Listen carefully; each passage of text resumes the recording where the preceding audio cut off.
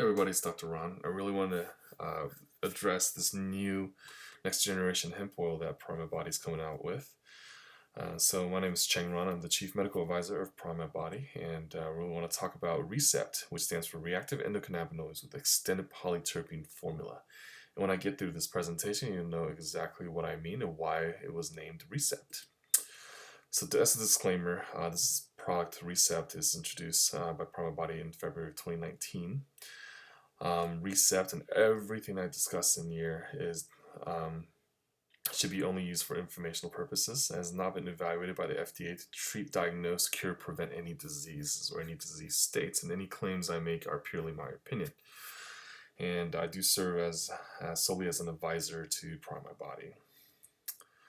So let's talk about RECEPT and what it really is. Why is it faster acting, longer acting, and what does it mean by broader spectrum hemp extract? And what does it mean by sonicated nanotechnology, as it says on the bottle, and why is that the case? So first off, let me start by saying that the R in RECEPT stands for reactive. Reactive means that there's a compound is very highly likely to achieve a chemical or physio reaction. And so when it comes to something that's reactive, it acts very fast and generally is not only does it act fast, it penetrates very deeply. And so this is exactly what we mean, because this hemp oil is delivered through the process of something called a nanoparticle liposome. A nanoparticle liposome is basically this. So a liposome is a sphere, and the sphere, on the outside of the sphere, is made up of a phospholipid, or phosphatidylcholine in this case.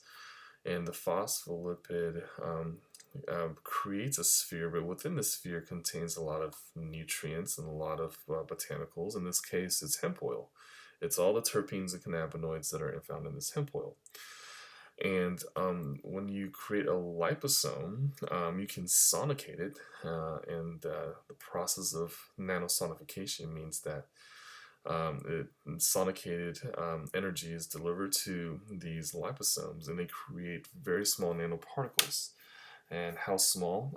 Well, the definition of nanoparticle, it means that's something's below 100 nanometers, and this is looking at about 20 nanometers on average, which is very, very small.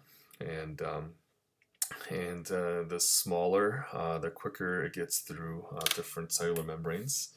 And not only that, when something like the liposome is very small, it's been shown to actually have increased something called permeability, which means how fast it goes through the membranes of something that mimics like a gastrointestinal wall. So it's able to deliver the hemp faster and longer, which is very exciting. And so if you look at something that's sonicated or not sonicated, so these are liposomes that are not sonicated. You can see they're kind of big and cloudy around. And when it's sonicated, it becomes very small. So smaller it is, the higher penetration they typically get. And this slide is just really talking about how fast do these liposomes get through. Well, they get through at 4.45 e to the negative 4 centimeter per second. So what does that really mean? That means it's very fast. And even comparing to some of the other drugs that we see out there, this is very, very fast penetration. And in fact, it's probably about twice as fast as your non-sonicated liposomes based on previous experiences and values.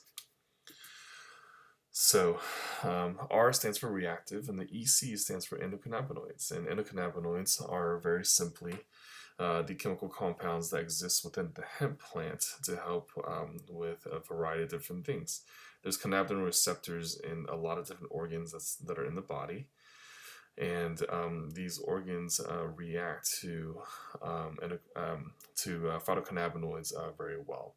And these phytocannabinoids kind of bring a balance and homeostasis to the body and to different organs as well.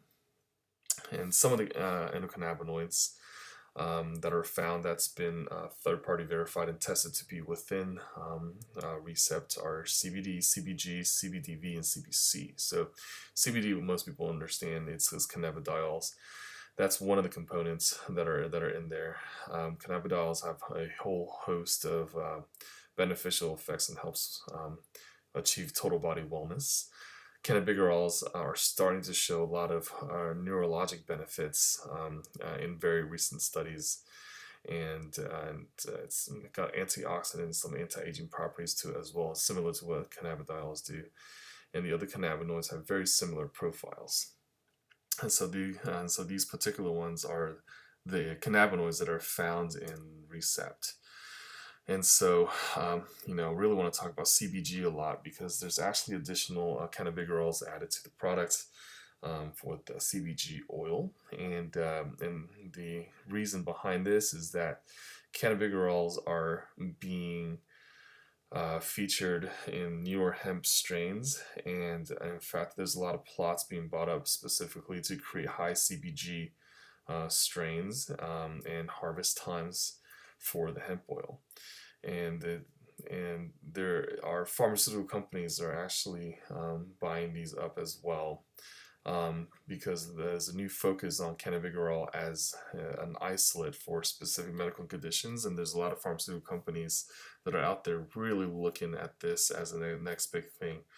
So we figured that with something like RECEPT, it could be something that's very, very special to the team. And EPT stands for Extended Poly-terpene Formula. So what are these?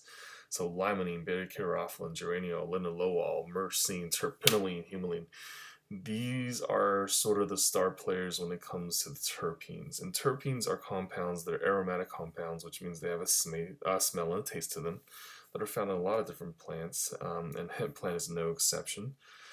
And this particular lineup has been enhanced for the tasting properties of the RECEPT, which means instead of adding sugars or instead of adding sugar substitutes like stevia or monk fruit or sugar alcohols, none of that stuff is in there. But what we do have is a flavor profile that's really lined up by these terpenes. Why? Because terpenes naturally exist in hemp, and why not use the naturally existing compounds that are already found in hemp to enhance the flavor profile? And we'll keep it natural and don't have to really add anything special that's in there, with the exception of peppermint oil, which I'll get into in a second. So peppermint oil is something that helps stimulate the mind and provides a calm at the same time. It's very similar to what a lot of the terpenes do. Helps with breathing, which also is another property of a couple of the other terpenes that are existing in hemp oil, and one study. And then another study helps with gut function. It's delicious. Peppermint oil is a very, very good star player in terms of taste and the qualities of what this hemp oil is designed to be. And there's some other ingredients that are in RECEPT. So the glycerin and the phosphatidylcholine, which is the lecithin, these are actually palm oil. And when people use palm, we have to understand that most of the palm oil that exists in the world, to harvest it, there exists a bad press of global warming and contributing to increased carbon footprints of the earth. And there's also some political controversies that exist in the companies that produce palm oil. And so there's a nonprofit organization called the Roundtable for Sustainable Palm Oil, the RSPO, that helps to minimize the negative effect of palm oil cultivation in the environment. I think it's really important to get palm oil sources from sources that are verified by the RSPO. And that's exactly what's in RECEPT, to minimize any of the bad effects of palm oil on the environment and on the political climates as well.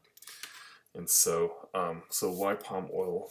There has been there has been different permutations of the oil, whether it's MCT or coconut oil or sunflower oil, and none of them really work as well as sustainable palm, especially when it gets to nanoparticles of below 20 nanometers, which is really important for the delivery of this product. And there's also purified aqua, which basically is it's water, increases shelf life and stability. It's non-toxic as well. A little more facts. It's ethanol free. Then it's gluten, soy, and dairy free. It's organic grown hemp. It's made in a facility that is halal and kosher certified, and it's got all non-GMO hemp that's in there, and there's 0% THC. And as far as what RECEPT contains, it's 500 milligrams of phytocannabinoids and 30 milligrams of cannabigerol, with other terpenes and cannabinoids, which I mentioned earlier. And as far as dosing goes, it's 1 milliliter twice daily, or as directed by your healthcare professional if they are trained in this. And 1 milliliter is equals to 10 milligrams of active diols plus 6 milligrams CBG. 0.6 milligrams CBG. So the dosing is it's really hard to determine because there hasn't really been a liposomal product that's consistently at 20 nanometers or below. We're thinking a little goes a long way, which means smaller milligrams of phytocannabinoids and cannabigerol and terpenes. Smaller milligrams can be delivered and penetrated very deeply into tissue and cells because of these smaller nanoparticles that are there. So it's really hard to compare dosing to a non-liposomal version or even other liposomal versions that are non-nanoparticle. Basically what that means is you got to try and see what works for you.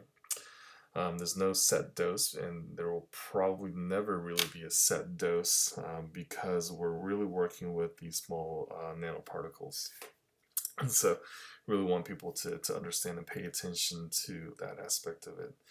So I just want to go over a couple cases that I've seen. And one, what you see before you on the screen is brain mapping. What brain mapping is that we're able to look at particular patterns of the brain in people and look for improvements. And these are actually 24-hour studies on the hemp oil. So this particular patient is 47-year-old female with depression and fatigue, actually going through some menopausal symptoms and such. And so we look on the brain mapping, and if you look at the little circles in the brain map, they're all supposed to be green. Green is normal. And when they become blue or teal, means that the brain has lower power than normal, which means I call this the brain underwater effect, where the signaling just kind of slows down. And then on the right hand side, you see brain speed, and there's P300A, which is attention, and P300B, which is info processing. So this patient had a pretty poor response into info processing. And so that's before, and then if you look at 24 hours after, you see a lot more green in those little circles, which means the brain is starting to come into equilibrium just after 24 hours.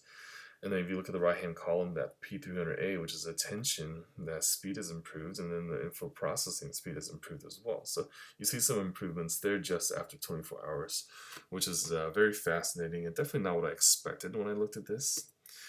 We have another person who I like to call brain on fire. So the person before, you see a lot of slowing of these brain waves. Now we see high power brain waves.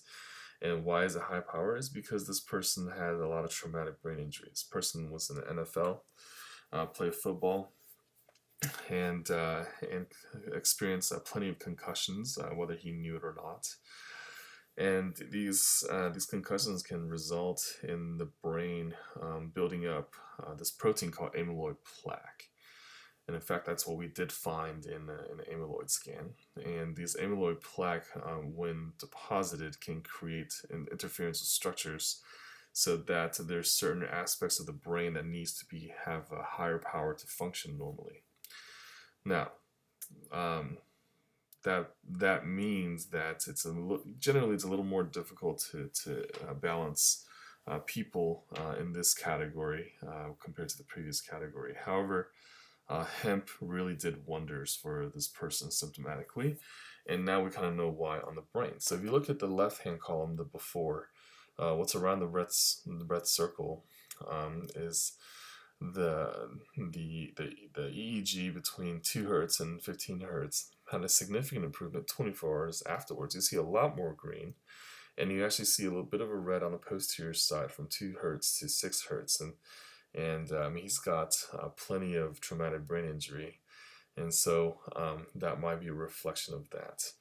And so even in someone with traumatic brain injury and amyloid deposits, we're seeing some improvements as well. So these are just 2 people who were using the RECEPT, and we see some immediate improvements right away. Further studies need to be done to look at further values, and there will be placebo-controlled studies as well. I think we're just scratching the surface in terms of improvement, but just by looking at these 2 people, I really feel encouraged and proud that RECEPT is being released, and very happy to be a part of this entire process. So I thank everyone for listening. I hope you learned a couple things, and have a great day.